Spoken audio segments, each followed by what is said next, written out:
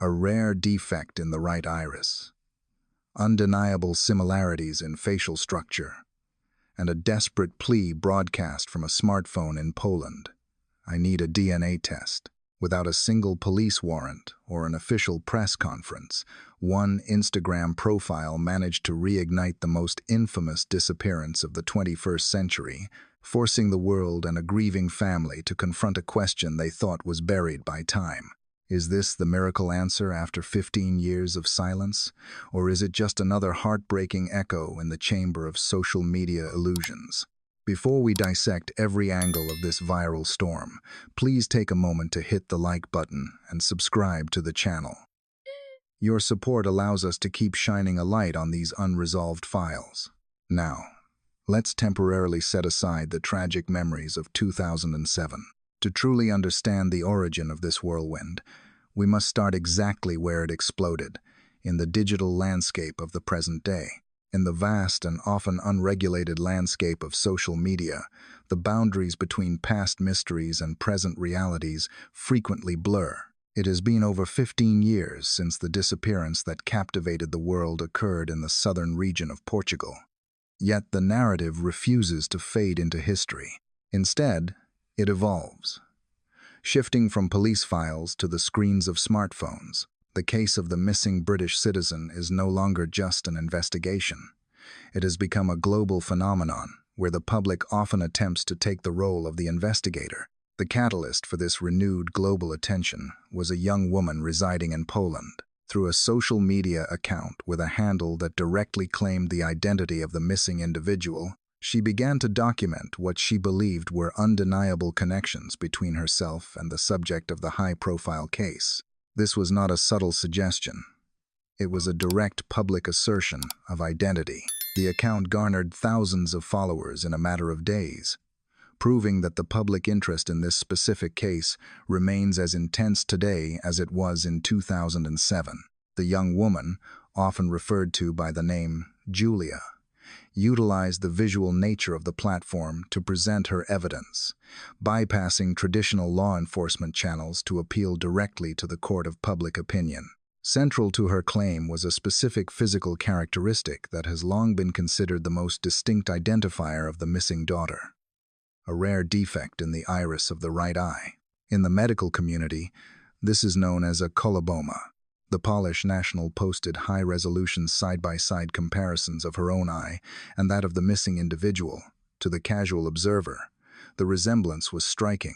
It is important to note, from an analytical perspective, that while eye defects are rare, they are not unique. However, the placement of the mark in the photographs provided a compelling visual argument that fueled rapid speculation. She further highlighted other physical markers, such as specific moles on the leg and distinct facial features, creating a dossier of biological coincidences that demanded attention. Beyond the physical attributes, the narrative presented by this young woman delved into the psychological and historical aspects of her life. She claimed to have almost no recollection of her early years, a condition often cited in cases of trauma or displacement. This absence of memory served as a foundational element of her theory. She stated that when she attempted to discuss her early history with her current family, the conversations were dismissed or diverted. Furthermore, she alleged a lack of access to her own birth certificate and infant photographs, gaps in her personal history that she felt were indicative of a hidden truth. This perspective introduces a complex layer to the investigation: the struggle of an individual who feels a disconnect from their own documented identity. The reaction to these claims was polarized. On one side, internet communities dedicated to solving the disappearance rallied around the possibility. For them, this represented the potential for a miraculous resolution, a scenario where the missing individual could be found alive after so many years. On the other side, skeptics and experts urged caution. They pointed out the statistical likelihood of doppelgangers and the fallibility of memory. From a psychological standpoint, one must consider the impact of intense media exposure on a person's self-perception. Is it possible for a person to internalize a globally famous story to the point where they believe they are the protagonist? This question is crucial when evaluating claims that arise on social media platforms without prior vetting by authorities.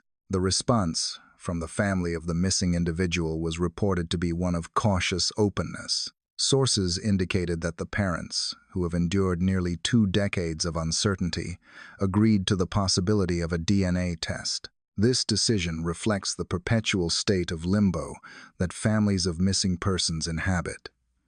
They cannot afford to dismiss a lead, no matter how unconventional the source. Yet they must guard their emotions against false hope. The willingness to engage with the claim highlights the desperation that defines long-term unresolved cases.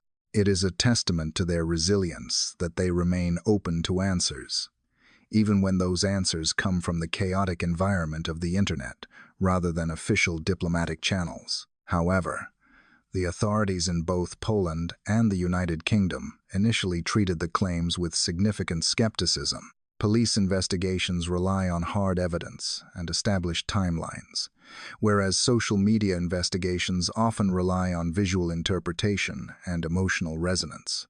The discrepancy between the official police stance and the viral nature of the claim created a friction that is becoming increasingly common in modern investigative journalism. The authorities reportedly stated that there was no credible evidence to support the theory, yet the online momentum continued to build, disregarding the official denial. This tension raises an important question about authority in the digital age. Who owns the narrative of a case? The detectives who hold the files, or the public who keeps the memory alive? It has become a canvas upon which people project their hopes for resolution and their fascination with identity. The Polish woman's claim, regardless of its ultimate veracity, forced the world to look at the images of the missing individual once again. It reminded the public that behind the headlines and the theories, there is a human being who has been absent for 16 years. The case demonstrates that in the era of global connectivity, a mystery of this magnitude never truly sleeps. It merely waits for a new voice to speak. The implications of this specific claim extend beyond a simple yes or no answer regarding DNA. It forces a re-evaluation of how missing person cases are handled in the 21st century. If a person believes they are a missing individual, do they have the right to demand testing? Does the family have a right to privacy from constant speculation? The emergence of the woman from Poland serves as a case study in the ethics of modern identity verification. It highlights the pain of uncertainty and the extreme lengths to which individuals will go to find a sense of belonging. Whether this lead results in a breakthrough or another disappointment, it has undeniably altered the trajectory of the public discourse, proving that as long as there are questions, there will be those who believe they hold the answer. To fully comprehend the magnitude of the current digital resurgence, one must look back to the origin of the narrative. The timeline returns to the spring of 2007, specifically the 3rd day of May. The location was Praia da Luz, a small, picturesque resort town in the Algarve region of Portugal.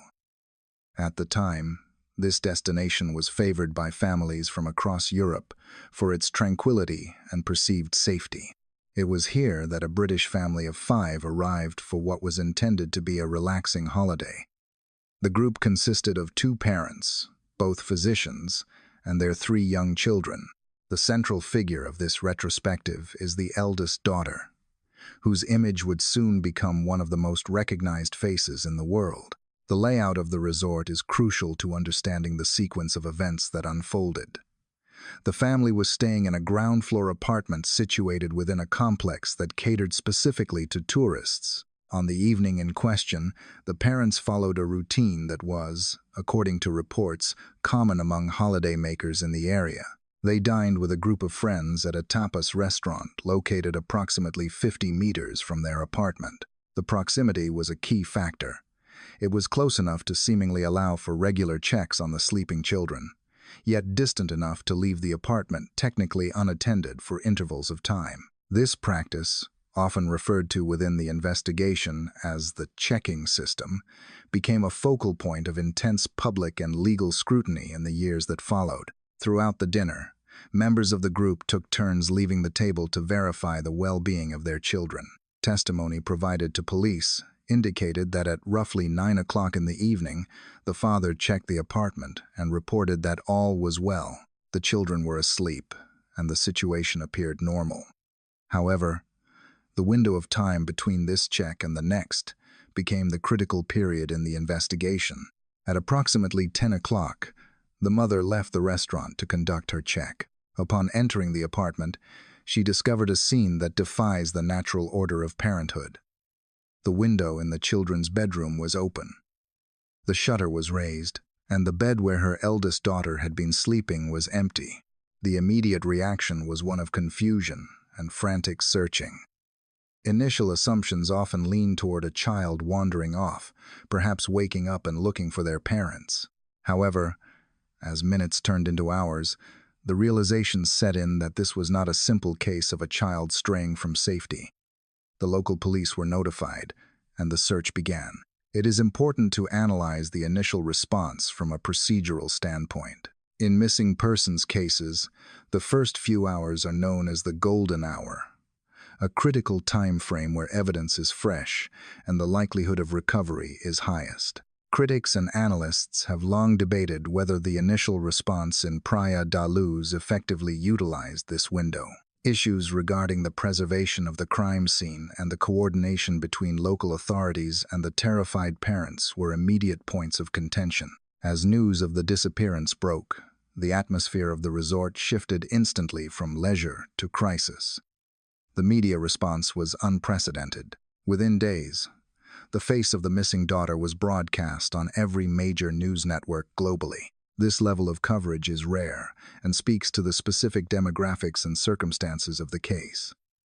A photogenic child, professional parents, and a holiday setting that resonated with millions of families. From a sociological perspective, the case tapped into a universal fear, the violation of a safe space.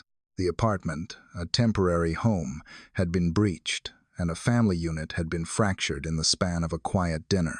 The investigation that launched was complex, spanning borders and jurisdictions. Portuguese authorities led the inquiry, but British officers were soon involved due to the nationality of the family. This international dimension added layers of bureaucratic difficulty. Language barriers, differing legal systems, and varying police protocols created friction. The media scrutiny intensified the pressure on investigators, leading to a volatile environment where theories were generated and discarded rapidly.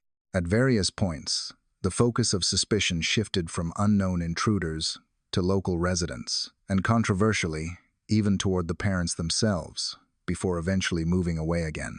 This shifting focus highlights the fluidity and chaos of a high-stakes investigation under the microscope of the world press. It is vital to reflect on the psychological impact of this event on the public consciousness. The disappearance in Praia da Luz ended an era of innocence for many travelers. The idea of leaving children sleeping while dining nearby, once seen as a benign convenience of resort life, was suddenly viewed as an act of negligence by a critical public. The case forced a collective re-evaluation of parental responsibility and risk assessment. It became a cautionary tale that permeated cultural discussions about safety, vigilance, and the unpredictable nature of danger. In the days and weeks following the 3rd of May, the search area expanded, but the physical trail grew cold. Despite thousands of sightings reported from around the globe, no concrete physical evidence of the daughter's whereabouts was found. The shutter and the window, the primary points of egress, offered no definitive forensic answers. The narrative became one of absence, the absence of a child, the absence of a perpetrator, and the absence of a resolution. This void is what allowed the case to remain active in the public imagination for so long. Without a conclusion, the story essentially stopped in time, preserving the image of the missing daughter at that specific age, forever frozen in the context of 2007. As we conclude this look back at the origins of the case, we are left with the stark reality of the timeline. What began as a local police matter in a quiet Portuguese town exploded into arguably the most heavily reported missing person case in modern history. The events of that night set in motion a chain of investigations, funds, and theories that continue to churn to this day. It established the foundation upon which all subsequent claims, including the recent assertions from Poland, are built. To understand the present mystery, one must never lose sight of the initial tragedy. A bed found empty, a window found open, and a question that has remained unanswered for nearly 2 decades. Following the immediate shock of the disappearance in the spring of 2007, the narrative shifted from a frantic emergency search to a prolonged and arduous procedural struggle. By the end of May, the initial chaotic energy began to organize into a strategic campaign. Yet the answers remained elusive. The parents, driven by the desperate hope of recovering their daughter, made the decisive move to formally appeal for assistance from the Portuguese authorities while simultaneously mobilizing a massive public awareness effort. This marked the beginning of a unique phase in criminal history where a missing person investigation was conducted as much in the public eye as it was in the confidential files of the police. Recognizing that local resources might be insufficient for such a complex case, the family convened with both national and international media outlets to broaden the search radius. This strategy was not merely about spreading the news. It was about keeping the image of the missing individual on the screens of the world to prevent the case from fading into obscurity. They established a dedicated website designed to channel donations and gather information, creating a centralized hub for tips that might lead to a breakthrough.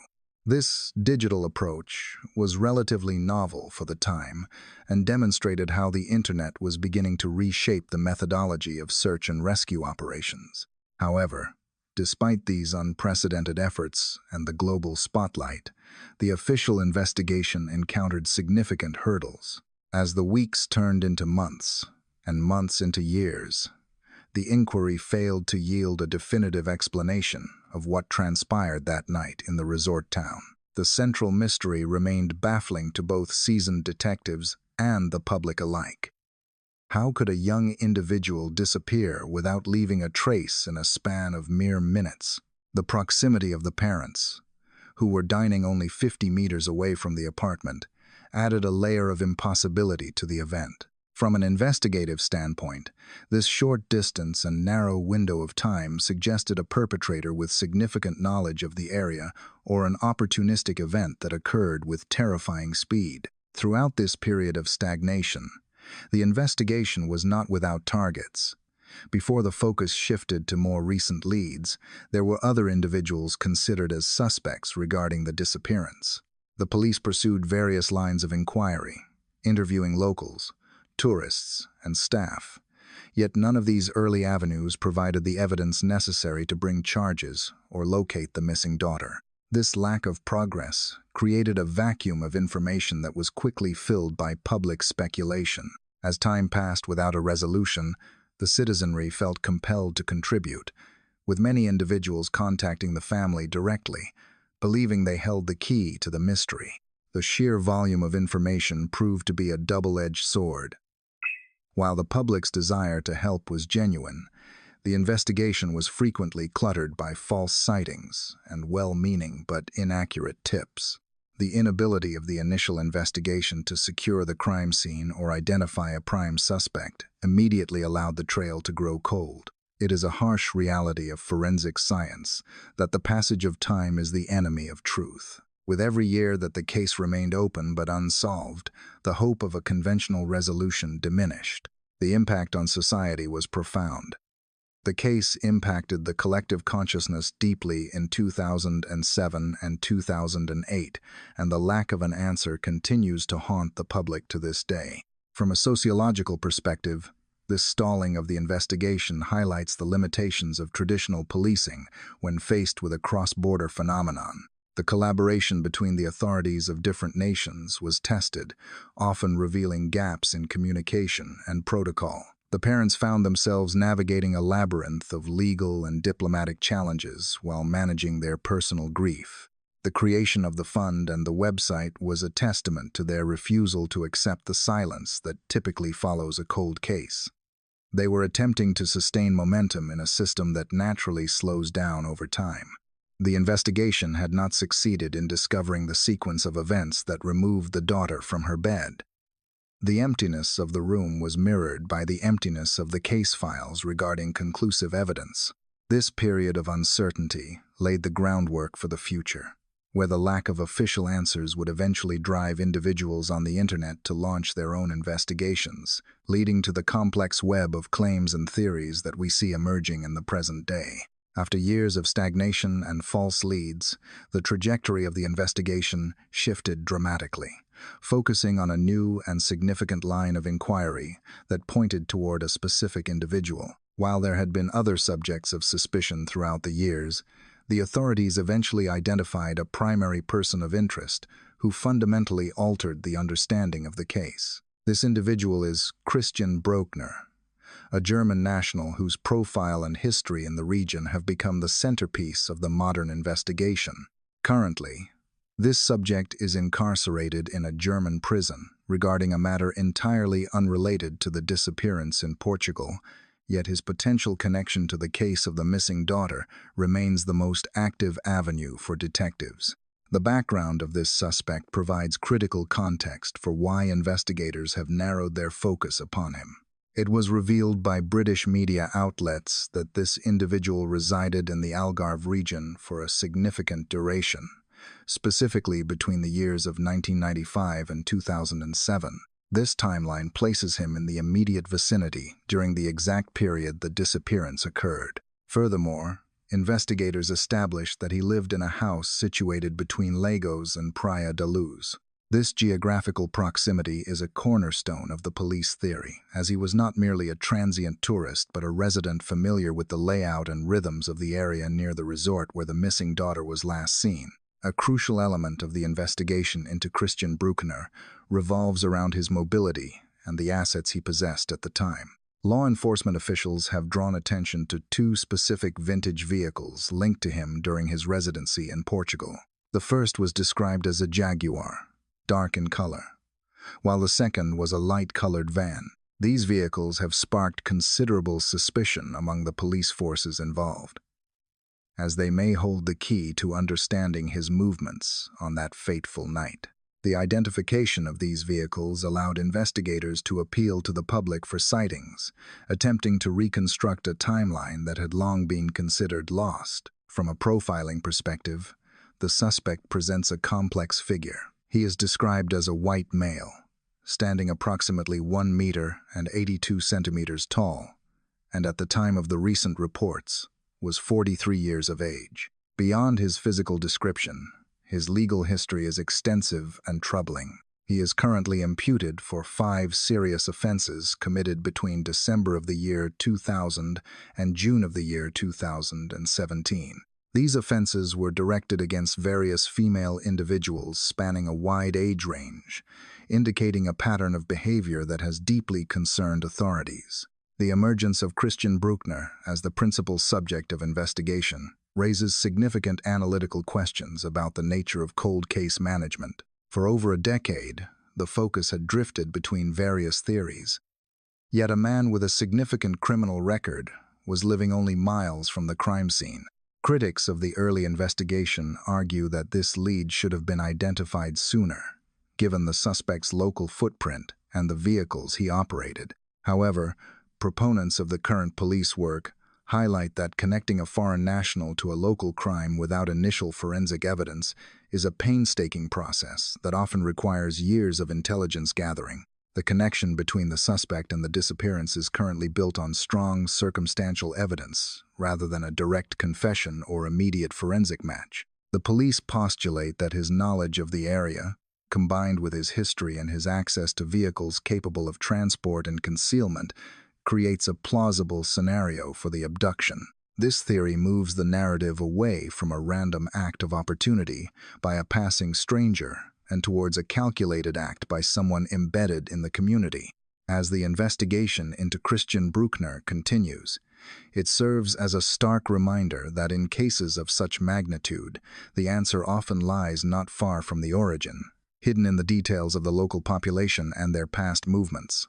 As the narrative returns to the present day and the emergence of the young woman from Poland, the investigation moves from the tangible evidence of vehicles and phone records to the nebulous and complex realm of human memory. The core of the claim made by this individual, who utilized the digital handle asserting she is the missing daughter, lies not only in physical resemblance but in a profound disconnect from her own history. In her public statements and social media posts, she described a childhood that was largely a void, stating that she possessed little to no recollection of her early years. This absence of memory served as the foundation for her theory, leading her to question the reality of her upbringing and her biological origins. The young woman described her memories of that time as blurry, lacking the clarity and continuity that typically define one's understanding of their past. This psychological gap prompted her to confront the people she knew as her parents.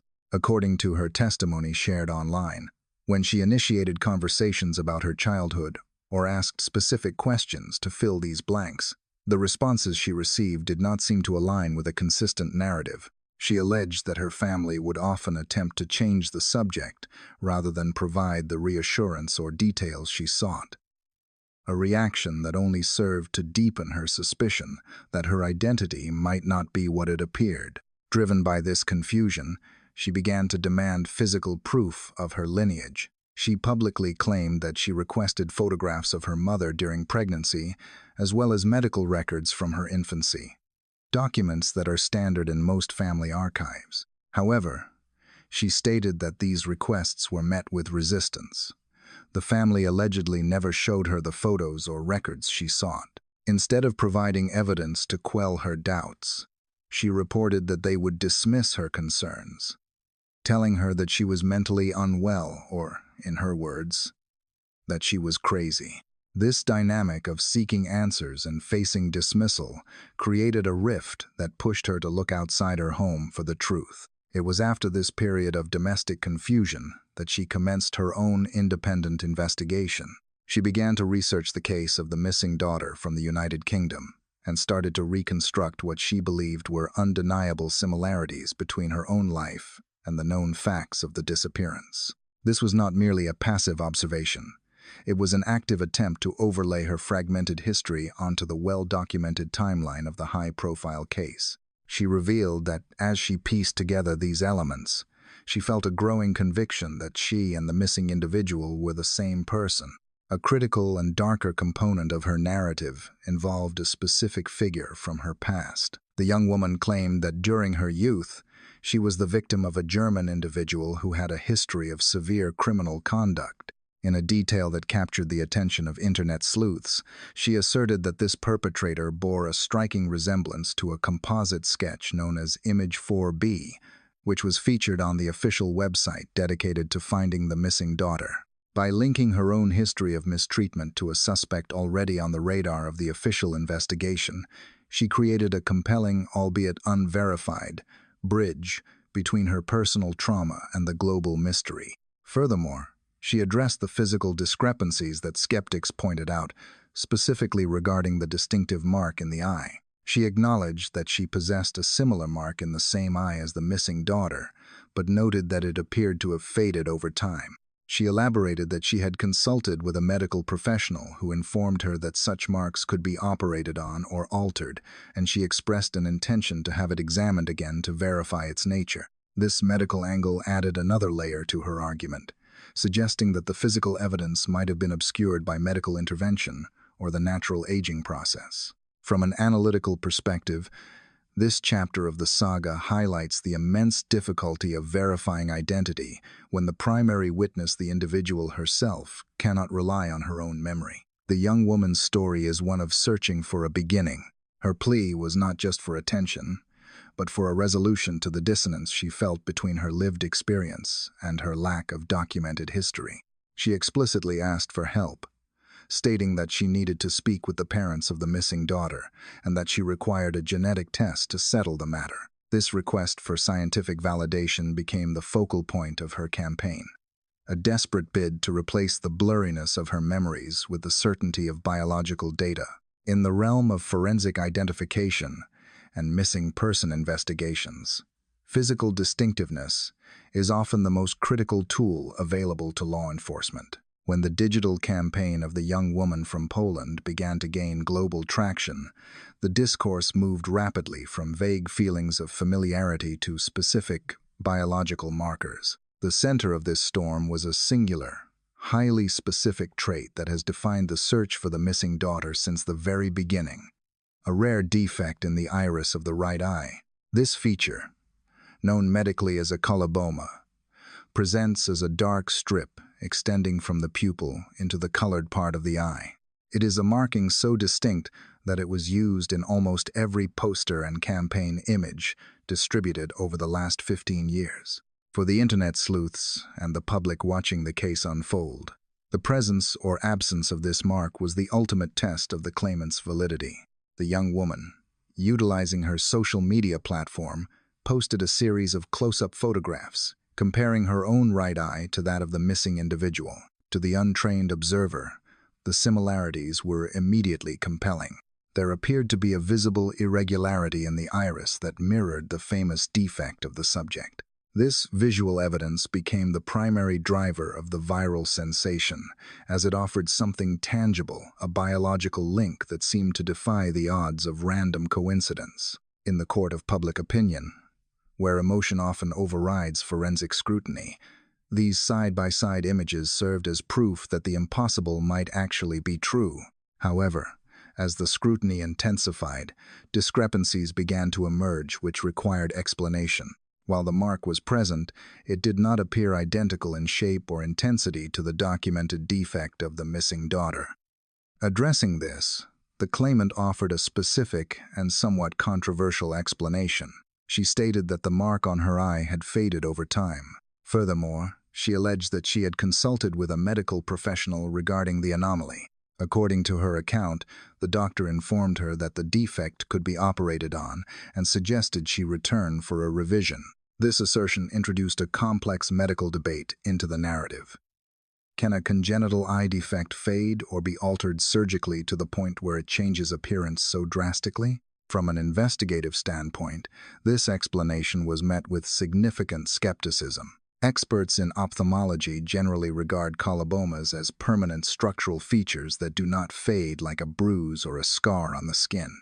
The suggestion that surgery might have altered the appearance added a layer of conspiracy to the claim, implying that there may have been a deliberate attempt to obscure her identity in the past. Yet, for her supporters, the mere existence of any irregularity in the same eye was enough to warrant further investigation. They argued that the passage of time and the growth of the individual could potentially alter the perception of the feature, or that the original photos of the missing daughter might have exaggerated the mark due to lighting conditions. Beyond the eyes, the digital investigation expanded to include other physical matches. The young woman highlighted several other bodily markers that she believed aligned with the description of the missing daughter. She pointed to a gap between her teeth, a feature often noted in the dental records of the subject. Additionally, she drew attention to specific moles and freckles located on her legs and face. In the world of cold cases, the matching of moles, often referred to as mapping, is a legitimate technique used to verify identity. The claimant posted images showing a freckle on her leg that appeared to be in the exact same position as one seen in holiday photos of the missing individual taken in 2007. She also noted similarities in the shape of the face, the ears, and the lips. This compilation of physical evidence created a cumulative effect. While any single trait could be dismissed as a coincidence, the combination of the eye defect, the dental gap, and the placement of moles created a dossier that was difficult for the casual viewer to ignore. It is important to analyze the psychological phenomenon at play here, known as confirmation bias. When thousands of people are desperate for a positive outcome to a tragic story, they are subconsciously primed to see similarities rather than differences. The human brain is excellent at finding patterns, and when presented with two faces that share a basic structure and coloring, it is natural to bridge the gaps and perceive a match. However, critics of the online investigation pointed out the dangers of internet forensics. Comparing high-resolution selfies taken in 2023 with grainy digital camera photos from 2007 is fraught with technical peril. Lighting, angles, filters, and the natural changes that occur during development can all distort physical reality. A mole can be a speck of dust on a lens. A dental gap can be exaggerated by a smile. The young woman's reliance on these physical traits was both her strongest weapon and her greatest vulnerability. By anchoring her identity to these biological markers, she invited a level of scientific scrutiny that social media is ill-equipped to handle. Ultimately, the debate over the eye defect and the other markings served to heighten the urgency for a definitive answer. It underscored the limitations of visual identification in the modern age. No matter how many photos were posted or how many overlays were created by followers, the physical evidence remained inconclusive without biological verification. The mark in the eye became a symbol of the entire saga. A blurry line between hope and reality, a flaw that could be a key to the truth or merely a trick of the light. The persistence of the claimant in pointing out these features, despite the medical skepticism, demonstrated her profound need to be believed, anchoring her entire sense of self on the possibility that these marks were not random, but the lingering echoes of a stolen past. To fully contextualize the current claims emerging from Poland, it is essential to recognize that this is not an isolated incident, but rather the latest iteration of a recurring phenomenon. The disappearance in Portugal has become a cultural touchstone of such magnitude that it periodically attracts individuals who believe, or claim to believe, that they are the central figure of the mystery. Before the young woman from Poland captured global attention with her Instagram account, there were others who walked a similar path, creating waves of speculation that ultimately crashed against the hard rocks of reality. These historical precedents serve as vital case studies for understanding the psychology behind such claims and the emotional toll they exact on the families involved. One of the most notable instances occurred in 2017, involving a student from Manchester named Harriet Brooks. Unlike the current claimant who speaks of repressed memories and trauma, this earlier incident began within the casual, often irreverent sphere of university social media circles. The narrative emerged when the student shared a message with a friend, expressing a sudden conviction regarding her identity. This private conversation was subsequently made public on the platform, then known as Twitter, where it ignited a viral firestorm. The student asserted that she possessed the same distinctive brown mark on her iris as the missing daughter, as well as a mole on her right thigh that corresponded to descriptions circulated by the official search campaigns. The mechanism of this claim was distinctly modern. It did not go through police channels or missing persons bureaus. It went through the retweet button. The post included the statement that she did not typically subscribe to conspiracy theories but honestly believed she was the missing individual. For a brief moment, the internet paused. The visual evidence of the eye defect and the leg marking provided a superficial credibility that allowed the story to gain traction. Thousands of users engaged with the content, debating the likelihood of such a discovery. From a sociological perspective, this reaction highlights the public's desperate desire for a resolution. The collective grief and curiosity surrounding the case are so profound that even a tenuous link is enough to spark a moment of suspended disbelief. However, the theory surrounding the Manchester student collapsed almost immediately under the weight of chronological impossibility. Internet sleuths and journalists quickly pointed out a fundamental flaw that physical traits could not overcome: the timeline. At the time of her claim in 2017, Harriet was already studying at a university level. In stark contrast, had the missing daughter been found at that time, she would have been in her early adolescent years, barely of age for secondary school. The age gap was significant and undeniable. It was a mathematical refutation that no amount of physical resemblance could bridge. The fact that the claim gained any momentum at all speaks to the power of visual suggestion over logical deduction in the fast-paced environment of social media. The resolution of the Harriet Brooks incident was swift and disappointing. Confronted with the timeline discrepancies and the sudden glare of international media scrutiny, the student admitted that the claim had been a joke that spiraled out of control. She confessed that the comparison was intended as a piece of dark humor among friends, never meant to be taken as a serious declaration of identity. This admission shifted the public narrative from intrigue to condemnation. What was presented as a potential miracle was revealed to be a thoughtless act of digital performance art. This incident opens a necessary discussion regarding the ethics of online behavior in relation to real-world tragedies. To the student, it may have been a fleeting moment of amusement, but to the family of the missing daughter, such claims represent a cruel reopening of wounds. Every time a new person steps forward claiming to be their lost family member, it forces the parents to confront the possibility, only to have it snatched away. Analysts describe this as a form of secondary victimization, where the public's engagement with the case perpetuates the suffering of the survivors. It raises the question of whether society has become desensitized to the human reality behind true crime stories, viewing them as content for entertainment rather than matters of life and death. Furthermore, the rise of these false positives creates a boy who cried wolf effect for law enforcement. Each high-profile claim that is debunked consumes valuable police resources and public attention.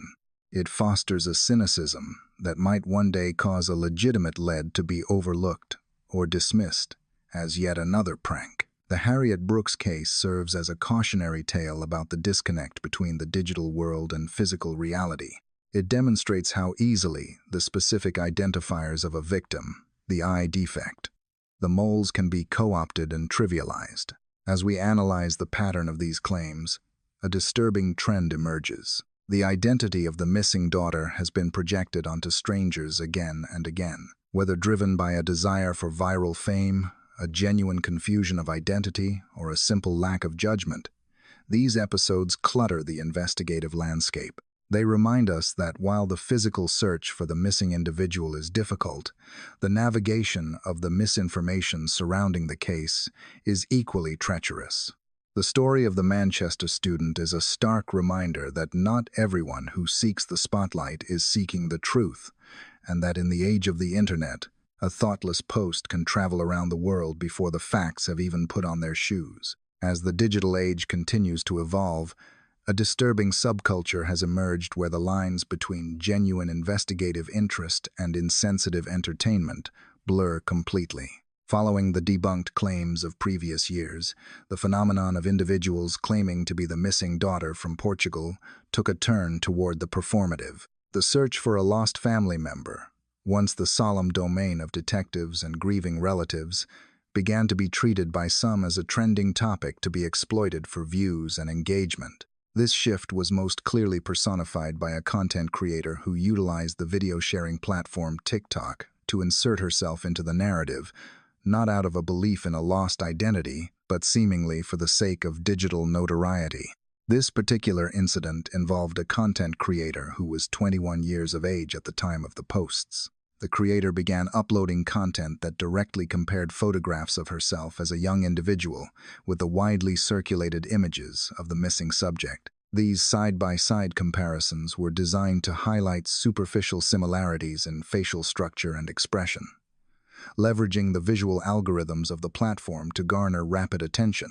The content was framed in a way that invited speculation, encouraging viewers to debate the possibility that the mystery had finally been solved by a random user on a social media application. The reaction from the online community was immediate and massive. Despite the improbability of the scenario, the sheer visual impact of the comparisons led many followers to suspend their disbelief. A significant portion of the audience began to demand that the creator submit to a DNA test to verify her claims, driven by the persistent hope that the missing individual was still alive. The resemblance, whether genuine or curated through camera angles and selection bias, was described by some observers as astonishing, which fueled the viral nature of the posts. This engagement demonstrates a troubling dynamic in modern media consumption.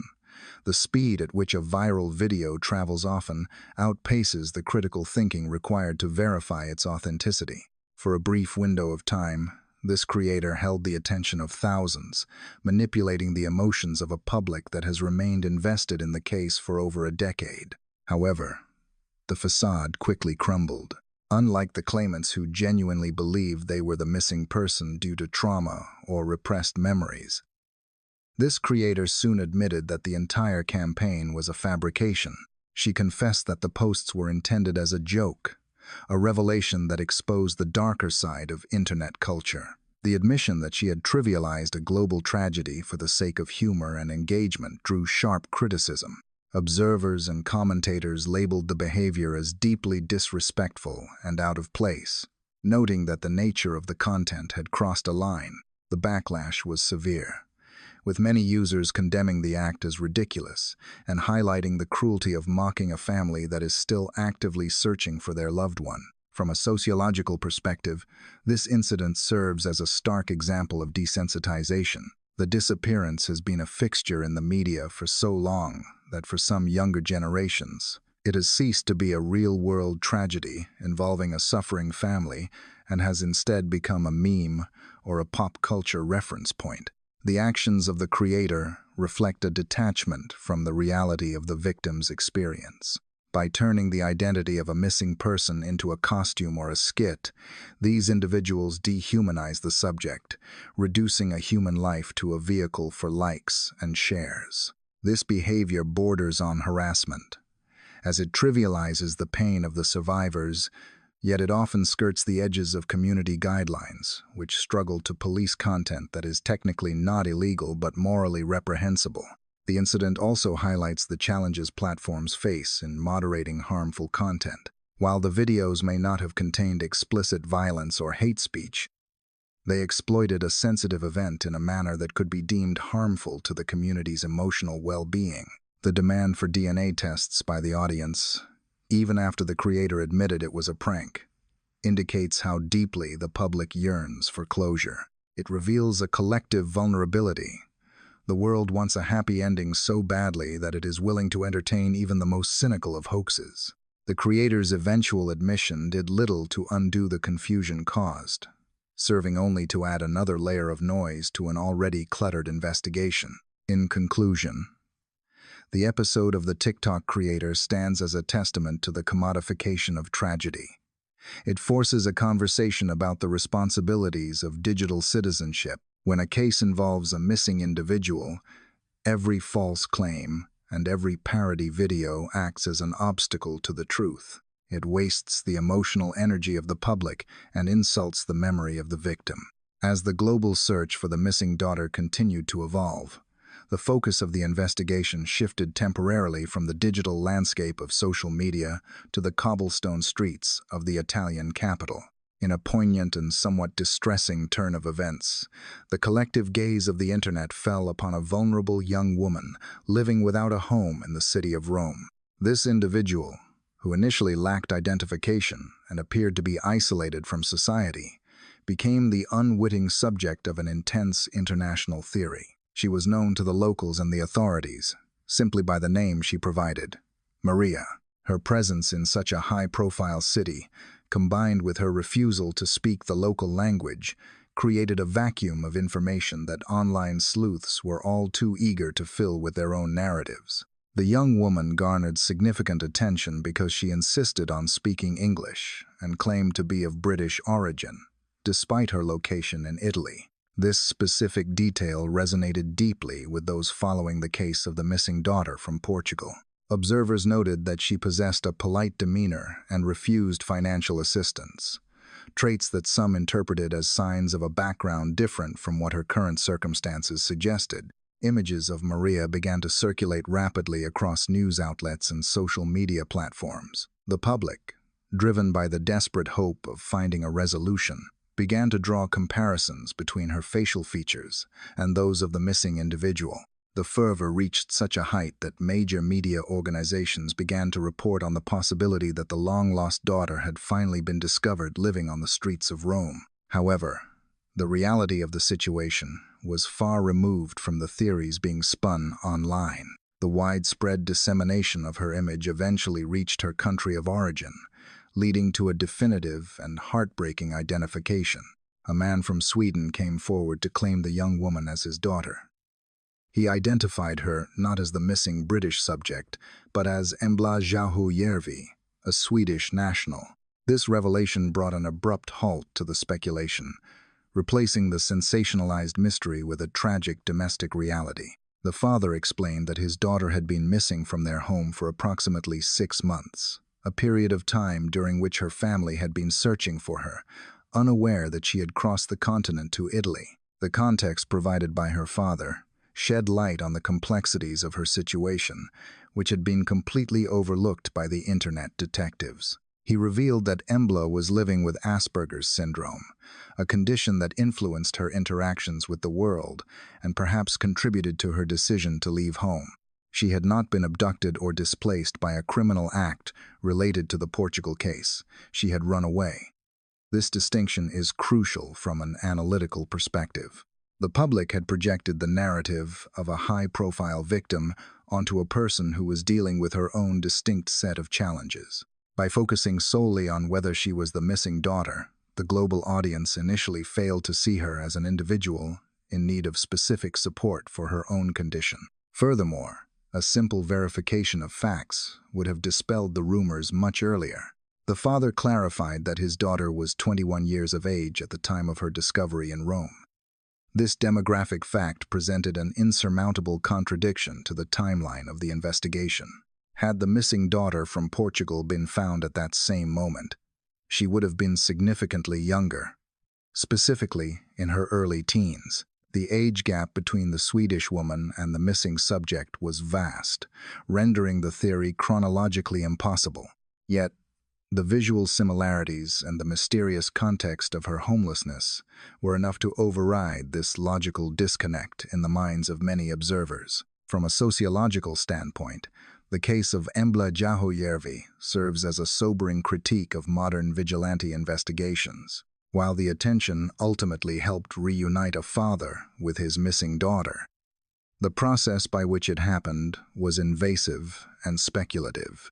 The internet treated a real, living human being as a puzzle piece to be fit into a famous mystery, rather than a person with her own identity and rights. It highlights the danger of confirmation bias, where people see what they want to see, a miraculous return rather than what is actually there. A vulnerable young woman surviving on the streets. The search for one individual can inadvertently sweep up others in its wake. While the story of Maria did not solve the mystery of the disappearance in Portugal, it exposed the fragility of truth in the information age. It demonstrated how quickly a narrative can spiral out of control, turning a private family matter from Sweden into a global headline, simply because the world is still waiting for an answer that has not yet come. The resolution of Embla's identity closed one door, but it left the primary investigation exactly where it began, without a lead, and with the realization that not every lost girl is the one the world is looking for. To fully grasp the global nature of this phenomenon, the investigation must widen its lens beyond the European continent to South America, where a strikingly similar case continues to haunt the nation of Argentina. In September of 2008, approximately 1 year after the events in Portugal, a family arrived at a camping site known as John Goodall in Tierra del Fuego. The daughter, named Sofia Herrera, was at a very young stage of life when she arrived at the location with her parents and a group of friends to spend the day. The circumstances of her vanishing mirror the case in Portugal with chilling precision. The disappearance occurred in a matter of moments, while the parents were in the immediate vicinity. According to the reports, the group was searching for a location to eat within the campground. The mother, Maria Elena Delgado, was briefly occupied with arranging items in the vehicles. In that short interval, the daughter separated from the group and was never seen again. The realization that she was missing triggered a desperate search that has now spanned over 14 years. Much like the case in Europe, the investigation was extensive and complex, moving the entire country to look for the missing individual. However, as time passed, the intense media coverage began to wane, leaving the family to continue their crusade, often without the daily spotlight that defined the early days. From an analytical perspective, The parallels between the two cases are undeniable. Both involved a sudden disappearance in a leisure setting. Both featured parents who were physically close to the location of the event, and both resulted in a long-term mystery with no physical trace of the missing person found. The case of Sofia Herrera serves as a reminder that these tragedies are not isolated to one region. They are a global reality that leaves families suspended in time, searching for an answer that remains just out of reach. The investigation into the disappearance of Sofia Herrera has faced numerous obstacles, yet it has produced one significant suspect who remains the focus of judicial scrutiny. The inquiry is currently overseen by a judge named Daniel Cesare Hernandez, who has kept the cause open in hopes of a breakthrough. The primary lead in this case stems from the testimony of a peer, another young individual who was present at the campsite on the day of the event. This witness stated that they observed a man taking the daughter away. Remarkably, when questioned again years later, the witness provided the same consistent testimony, allowing authorities to reconstruct a composite image of the alleged perpetrator. The individual identified in this reconstruction is José Dagoberto Diaz Aguilar, a man known locally by the alias Espanta la Virgen. He is a citizen of Chile, described as having nomadic habits, frequently moving between rural zones of Argentina and Chile without a fixed address. This transient lifestyle has made him incredibly difficult to track. Authorities have issued an international alert for his capture, specifically an Interpol Red Notice, indicating the severity of the suspicion against him. He is currently under investigation for potential serious harm to the missing daughter, yet his whereabouts remain unknown. The search for this suspect highlights the unique challenges of rural investigations compared to those in resort towns. The vast, open terrain of Patagonia and the suspect's ability to live off the grid have created a frustrating stalemate for law enforcement. The judge has publicly admitted that finding him is currently outside the sphere of their immediate possibilities, citing the global health crisis as a factor that further complicated the search efforts. For the families left behind, the years are often marked by a cruel cycle of hope and disappointment as false leads emerge and are subsequently dismantled. In the case of Sofia Herrera, a significant moment of potential resolution occurred as recently as March of this year. The mother, Maria Elena, was contacted by a person from the province of San Juan regarding a young female who bore a strong physical resemblance to her missing daughter. This young individual had been adopted and was 17 years of age at the time of the report. The resemblance was noted to be striking, prompting the mother to request a genetic test to determine if this was, in fact, Sofia. The mother engaged in conversations and reviewed photographs, feeling a renewed sense of possibility due to the visual similarities and the adoption history of the subject. Police authorities were also reportedly surprised by the likeness. However, the judicial process initially met with resistance, as the family of the young individual presented legal documentation. Ultimately, the hope was extinguished by bureaucracy and paperwork. The justice system reviewed the adoption documents provided by the family in San Juan and determined that they were legitimate, thereby ruling out the possibility that the young woman was Sofia without the need for a DNA test. The authorities stated that the documentation was in order and officially discarded the lead. For the mother, this was another devastating blow in a 14-year battle. This incident illustrates the emotional toll of the search, where a mother must constantly advocate for investigation, only to be met with administrative closures. It raises a critical question about the rights of searching families versus the privacy of others, and the heavy burden of proof required to simply ask a question. Returning to the European case, the demand for scientific verification has become the central theme of the modern narrative. The young woman from Poland, who claims to be the missing daughter from Portugal, has anchored her entire campaign on the request for a DNA test. In her public appeals, she has directly addressed the parents, Kate and Jerry, stating that she needs their help to uncover the truth. Her assertion is that medical records and photos are insufficient or missing, and that only a genetic comparison can provide the definitive answer she seeks. Reports indicate that the parents of the missing daughter have agreed to this request, showing a willingness to explore every avenue, no matter how unconventional. This stands in contrast to the reaction of law enforcement agencies in both the United Kingdom and Poland, who have reportedly ignored the young woman's testimony, citing a lack of credibility. The friction here is between the emotional need for closure and the procedural standards of police work. The authorities likely view the lack of hard evidence as a reason to deny resources, while the families involved view the test as a simple solution to a complex problem. The reliance on DNA represents the final frontier in these cold cases. When memories fade and witnesses disappear, biology remains the only constant. The Polish woman's persistence in asking for this test highlights a shift in how these cases are perceived. It is no longer just about police work, but about the right to biological truth. Whether she is the missing daughter or not, her demand forces the world to confront the reality that without science, these mysteries may remain matters of eternal speculation. As we survey the current landscape of these two monumental cases, we are left with a profound sense of ambiguous loss. In the case of the missing daughter from Portugal, the primary suspect, Christian Bruckner, remains in a German prison for unrelated offenses, yet no charges have been formally brought regarding the disappearance. The investigation is active, but the resolution is not imminent. The German authorities maintain he is the person responsible, yet the lack of a confession or a body keeps the case in a legal purgatory. Similarly, in Argentina, the family of Sofia Herrera continues to hold rallies and demand answers, even as the possibilities of finding her alive diminish with each passing year. The only suspect is a ghost, a nomad who may not even be alive, leaving the judicial system paralyzed. The mother's statement that the story lacks an ending because people are not swallowed by the earth resonates deeply.